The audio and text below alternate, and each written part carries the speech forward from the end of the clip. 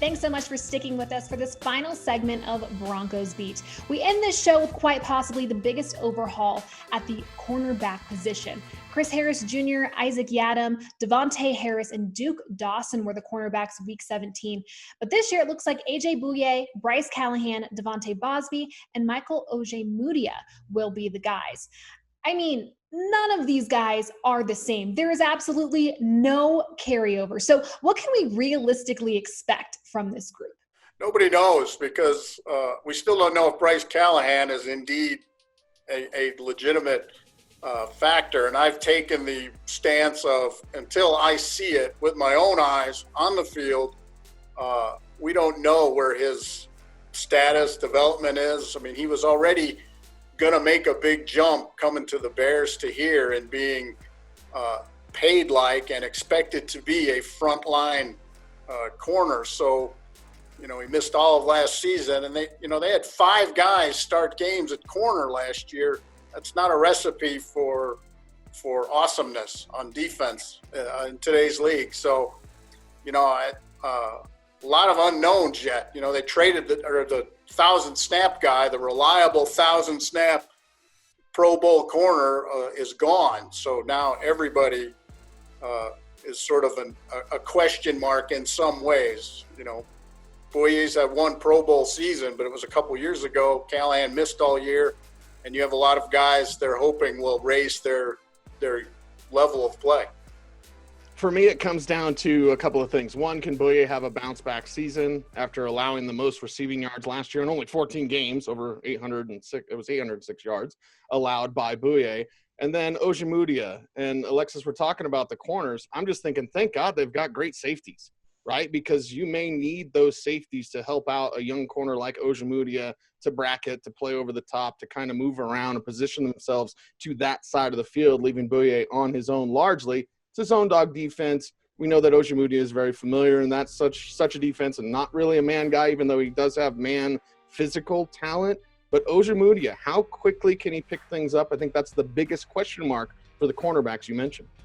I'm going to think about this. All right, we're talking about a rookie and 2 other guys that can't stay on the field. I mean, if this isn't the position group that has the biggest concern coming into camp, I really don't know which one is. And Leggy talks about how much of a passing league this is and how important that spot is. Even though AJ Bouye has had really good season and they're looking to see if he bounces back and he plays outside and he can do it on his own, he still struggles playing 16 games. And Bryce Callahan is a huge question mark.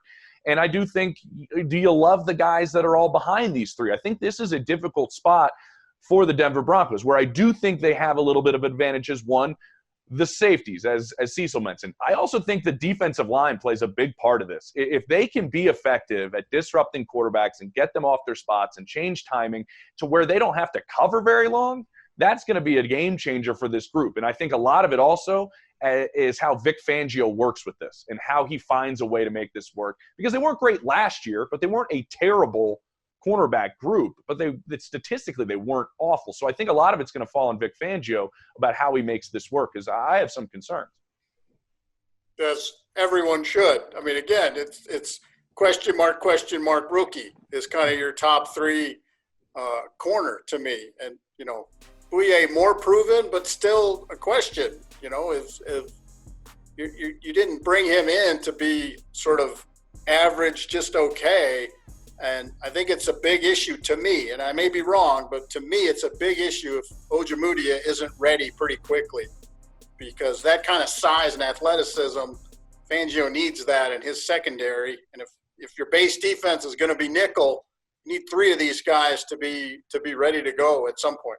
And look at that early part of that schedule, right? When you're going to face Tom Brady and those Buccaneers receivers, you're going to get picked on. Steelers and their receivers, you're going to get picked on early, almost immediately, and then throughout the entire season, and certainly in this division where we regularly talk about the Chiefs. And, yeah, they're awesome, and they can attack you. And the secondary will be tested early and often this year. They better be ready. I feel like I'm Mr. Doomsday, by the way, Mr. Negative, but I'll add one more part to it. You're also losing Chris Harris's mind and the ability to dissect things pre-snap and try to tell as many people as he can before the ball snapped what he's seeing. That's gone as well as the 1,000 snaps a year that he goes through that Leggy mentioned. Kareem Jackson, Justin Simmons, they've got to be the get everybody in the right spot dudes now moving forward. We saw a lot of injuries to that cornerback room, and that's why the 4 corners that we saw in that final game against the Raiders were who they were. Do you guys feel any better about the depth at the position now? Injuries are a given. You know, you're not going to escape it, and there's no way to sort of predict it and all of that, but it is a fact. They're depending on, or planning at least, on a lot of guys coming back from injuries, you know, Bosby and Callahan leading the way. And, you know, that can be a good strategy if everything's fine. You know, like when Chris Harris came back from his ACL, everything was fine. You know, it was a good plan. So that's the part we don't know yet. You know, who's going to be how ready to go when they can get on the field at some point. And I was going to mention, too, I'd like to see them maybe go out and get another veteran to add to this cornerback group if they have that ability at some point, when they take a look at what they have on the field and maybe see something where they go, okay, yeah, maybe we should add somebody to this mix. I thought that was something that maybe could possibly happen over the last month. It hasn't, but I wouldn't be surprised if they look down that avenue as well, just because of the question mark, somebody that's been around and hopefully can stay on the field to help out that group. And Logan Ryan's about the only guy that's left, right? Because I thought Prince Amukamara, hey, that was your guy, Cecil. That was my guy. And I thought for sure the Broncos, nope. Eli Apple signs for nothing. And it's not like Eli Apple's great, but at least it's like Tommy Boy. You get that guarantee on the box, right? It helps you sleep better at night if you have that, even if it is Eli Apple. It's a veteran corner. Logan Ryan, a quite capable player, going to come with a quite capable price tag, more than some people think. Well, and the thing is the speed goes first in free agency. So the guys who are left are kind of like the guys you have in a lot of ways for a lot of teams. And Vic's defense is no picnic for defensive backs. It is hard to come in and do all the subtle adjustments he likes on the fly. I mean, he likes guys who can think and see it and make the adjustment, and that's hard to come in.